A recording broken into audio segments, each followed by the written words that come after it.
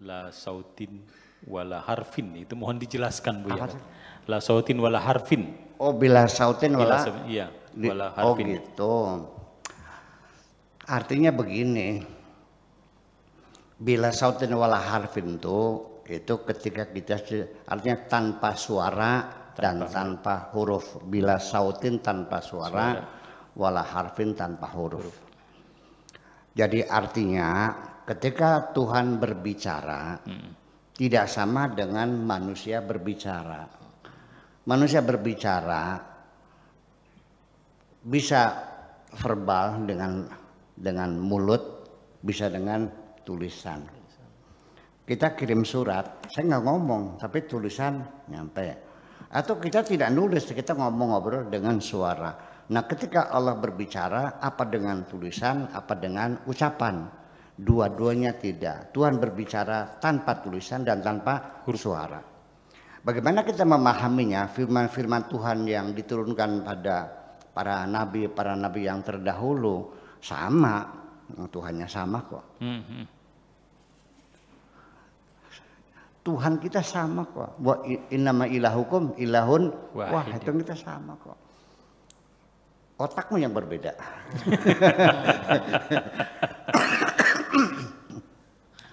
Nabi Muhammad juga satu. Iya. Tapi di dalam otak kita berbeda-beda. Kalau orangnya galak banget, itu berarti Nabi Muhammadnya di otaknya galak. Kalau orang itu santun banget, berarti Nabi Muhammad di otaknya santun. Dermawan banget, Nabi Muhammad di otaknya dermawan. Itu persoalannya. Nah, saya ingin mengatakan bahwa ini persoalan bila sautin wala harfin ini pernah menjadi menjadi perdebatan, bom waktu ya, ledakan. Dari satu pertanyaan, Al-Quran itu makhluk atau bukan makhluk? Yeah. Apakah Al-Quran itu diciptakan oleh Tuhan ataukah bukan makhluk? Tapi sifat abadi yang melekat pada zat Tuhan. Ini perbedaan dua kelompok, yaitu kelompok rasionalis yang diwakili oleh Mu'tazilah, kelompok tradisional yang diwakili oleh ahli sunnah. Sunni dan Mu'tazilah ini pernah perang saudara gara-gara membahas apakah Al-Quran itu makhluk atau bukan. Korbannya dari kelompok rasionalis ini itu 10.000 orang gara-gara ini. Nah, maksudnya apa Al-Quran? Nah, kata Ahlussunnah wal Jamaah, Al-Quran itu adalah sifat abadi yang melekat pada zat Tuhan. Bila sautin wala harfin, nggak ada suaranya, nggak ada hurufnya. Al-Quran bukan ciptaan Tuhan, tapi sifat melekat pada zat Tuhan. Ini sangat filosofis sekali ya. Tetapi Mu'tazilah mengatakan, ya Quran ya ada tulisannya, ada hurufnya, bisa dibaca berulang-ulang, bisa dibaca siapapun Al-Quran itu, dan itu dicipta oleh Allah. Ya kan begitu. Nah, saya kira di sini ya, yang menjadi tugas saya menerangkan bahwa ketika Tuhan berbicara itu tidak pakai suara dan tidak pakai tulisan, sebetulnya bukan hanya para nabi dan rasul saja yang diajak bicara dengan Tuhan. Semua makhluknya, makhluk Allah diajak bicara oleh Tuhannya. Lebah itu diajak bicara oleh Tuhannya. Wa auha rabbuka ilan nakhli. Tuhanmu menurunkan wahyunya kepada lebah. Ya. Tuhan berbicara. Ya. Tumastawa ila sama'i wa hiya dakhanan wa qala laha walil ardi tiya taw'an aw karha. Tuhan juga berkata kepada langit dan bumi, wahai langit dan bumi, datanglah engkau menghadapku secara terpaksa atau sukarela.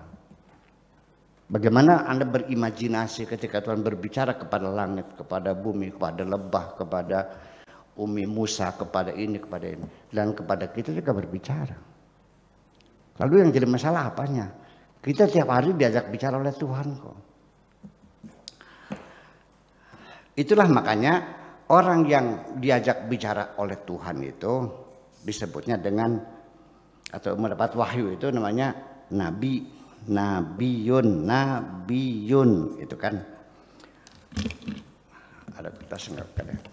Nabiyun itu dari nun, ba dan alif, dari kata nabaun.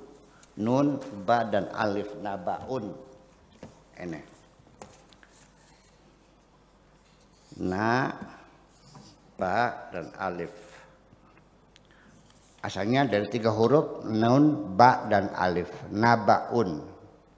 Berita.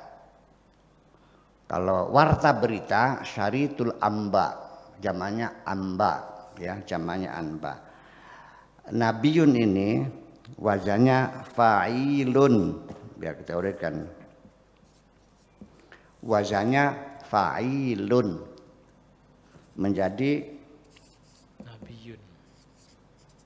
nabiun. Wazannya fa'ilun. Fa'il itu bisa artinya orang yang memberitahu atau yang diberitahu. Karena wazan fa'il bisa isim fa'il, bisa isim maf'ul. Nabiyun itu bisa munabbiun, bisa munabbaun artinya.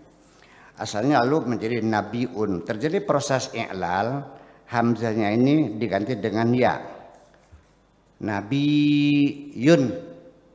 Kemudian diidghamkan, ya pertama kedua diidghamkan jadi nabiyun, wazannya fa'ilun, bisa mananya munabaun dan munabiun. Kita semua harus sadar setiap hari kita dibangunkan kok, dan setiap malam kita ditidurkan, dan ketika kita hendak berbuat jahat Allah melarang kita. Kita pahami, kita rasakan larangan itu terdengar oleh hati kita sendiri.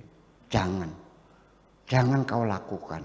Sekarang sedang musim AIDS, kamu bisa kena penyakit AIDS. Jangan kau lakukan. Kamu sekarang sudah menjadi tokoh masyarakat. Jangan kau bikin murtad umatmu sendiri. Jangan kau sakiti orang. Ya, setiap saat kita disuruh Allah lunasi hutangmu, mereka sedang membutuhkannya. Jangan berkhianat setiap hari kok. Pernah dengar nggak? Begitu mau ngadu ayam, kata Allahnya, jangan, kesian, itu binatang juga sama seperti kamu. Jangan kau siksa binatang itu. Tapi kenapa kau paksa semuanya? Nah itulah. Nah pada saat kita sering mengabaikan teguran-teguran Allah itu, akhirnya stop. Sejak sekarang engkau tidak lagi kutegur lagi. Silakan mau tersesatlah. Wa yamudduhum fi tughyanihim ya'mahun. Itu Al-Quran seperti itu. Ada suaranya enggak? Allah melarang kita melacur tuh. Enggak ada suaranya. Ada hurufnya enggak? Anda paham? Buktinya lututmu bergetar-getar kok. Bulu romamu meremang-remang. Ya kan? Ketika mau mengambil kotak amal jari kamu situ, dia pura-pura wudhu, dia ketakutan. Iya, sebetulnya. Jadi artinya bahwa Allah selalu membimbing kita. Makanya, udah. Itu satu contoh Tuhan bila selalu hafid. Kita sendiri, kalau saya pegang pulpen, saya menulis fa'ilun, ada hurufnya. Saya baca fa'ilun semuanya. Nah, ketika Anda berpikir menggunakan bahasa enggak? Menggunakan bahasa. Ada suaranya enggak? Tidak ada. Ada hurufnya enggak? Ya kenapa masih Anda pertanyakan? Maka saya kira begitu aja.